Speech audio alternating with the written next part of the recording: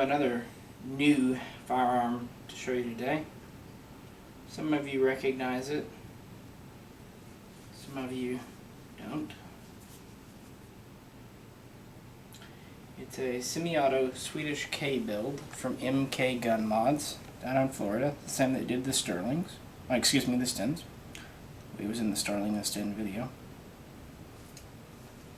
Original Swedish parts, original wood grips, folding stock. Easily deployed. Just fold it back, you just press in here.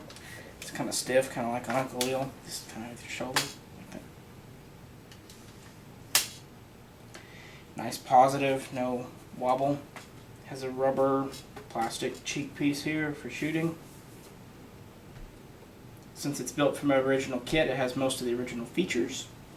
3-position sight here, 100, 200, 300 meters, just flip it. Kind of a paddle wheel design. Front sight's also adjustable with a tool for windage, I believe, because it rotates around kind of like an Uzi.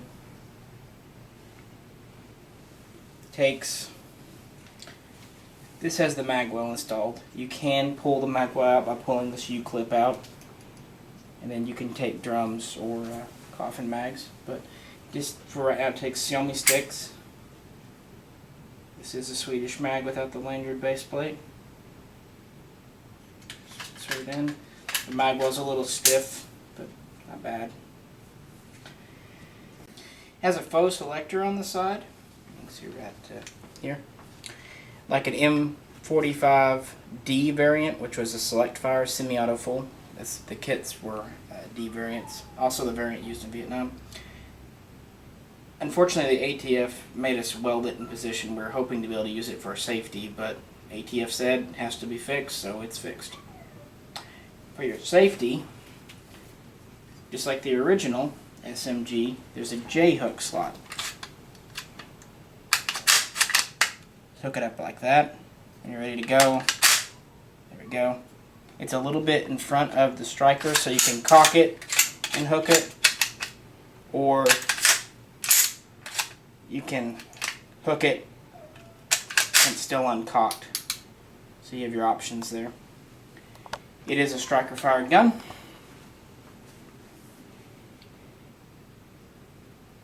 9mm, of course. The Carl Gustav was developed in 1944 by Gunnar Johnston. It has a lot of inspiration from the Sten gun, especially the internals, how it works, that kind of thing.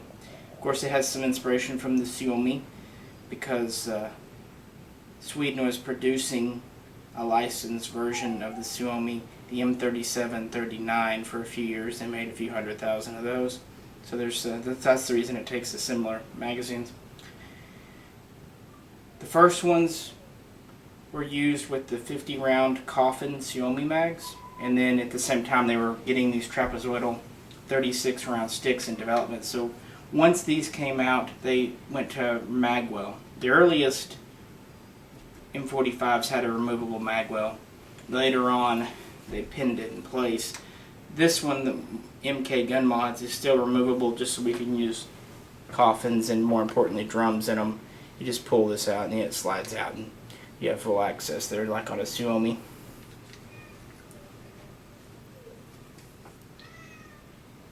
This is not an SBR. This is a display barrel. I didn't mention it just to see how many you would catch it. Like the original, the barrel is quick removable, which gives us flexibility. So to pull out the display barrel, you just unscrew the shroud. Here's the display barrel. It's just made of solid aluminum, so no way a bullet can go in it. This hole's just a little bit in. Just good for displaying. Here is the original Gustav barrel with the 8-inch extension on it. It goes in very much like a Sten or an Uzi. Put it in there. Here's your shroud. Slide her on down. There's a notch here you line up. can see it. Now if you see here, there's a spring-loaded catch that holds that down. A lot like an Uzi, but smaller. Hear that, like a ratcheting noise? It's knurled, so it's easy to tighten down. Get it down there decent. No wobble, see? And now you go from a display carbine to a functioning firearm that looks, well, goofier with the barrel, but at least it shoots. I have an M1 carbine sling on it. I've kind of had mine set up here like a Vietnam era gun, hence why it has the later style green paint and the selector switch, which is with the U.S. military purchased off Sweden. There we go. Functioning carbine.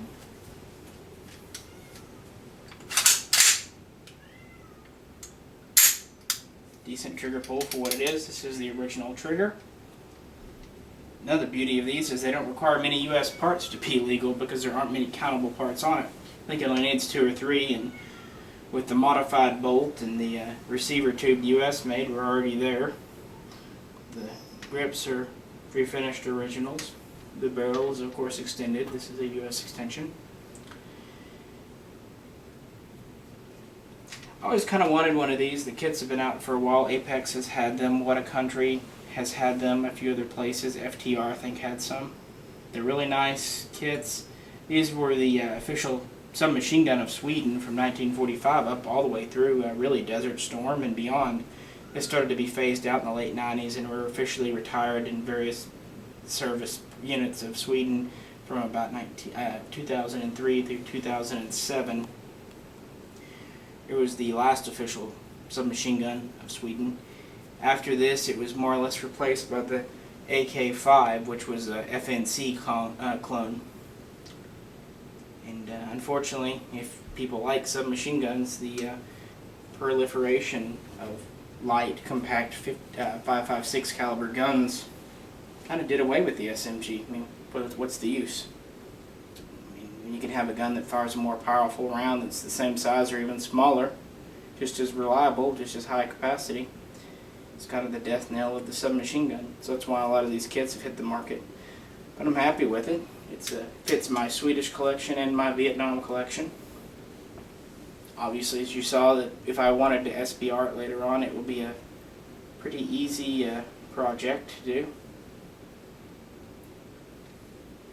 Obviously, it's all steel. There's no metal on it. I mean, it's all metal except for the wood grips here and the rubber cheek piece there. Large trigger guard, large trigger for winter use in Sweden. Just a reliable, accurate submachine gun of the Cold War era. Anyway, MK Gun Mods built a few of these for me. Not too many because he's more or less a custom shop, but he built me 3 or 4, and I'm keeping this one, which is serial number 2. Had the kit for quite a while. Just thought I would share something you don't see every day. I didn't see many Swedish K videos at all on YouTube. Since it takes common mags and a common cartridge, it'll be an easy one to take out to the range and blast away with.